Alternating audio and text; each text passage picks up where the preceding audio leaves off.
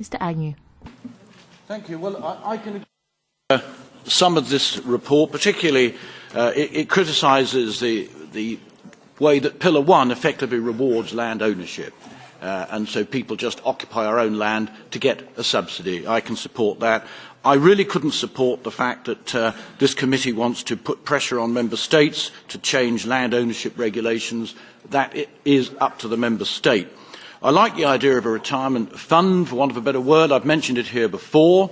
I have suggested in the past that you offer a retiring farmer a multiple of his previous Pillar 1 payments, say 5 years, and from then on, those fields can never receive subsidy again. That will devalue that land down to its proper farming commercial value, and maybe a younger farmer could afford to buy it then.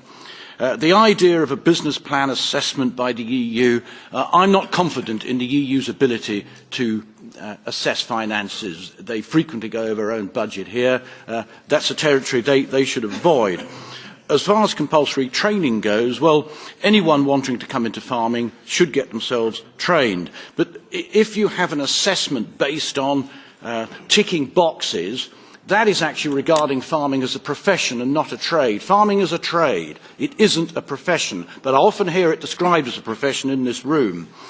The best local decision makers on whether to lend money to an aspiring young farmer would really be the local banks, because they understand what can and can't be done on farms in their area.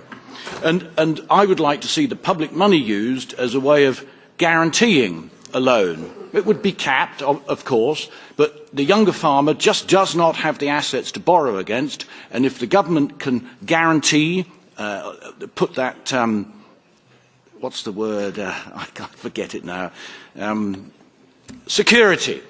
If the government replaces the person's asset with some security, that will help. Certainly to get into a sharing deal, crop sharing deal, livestock sharing deal. This is how it's being done in New Zealand, I understand.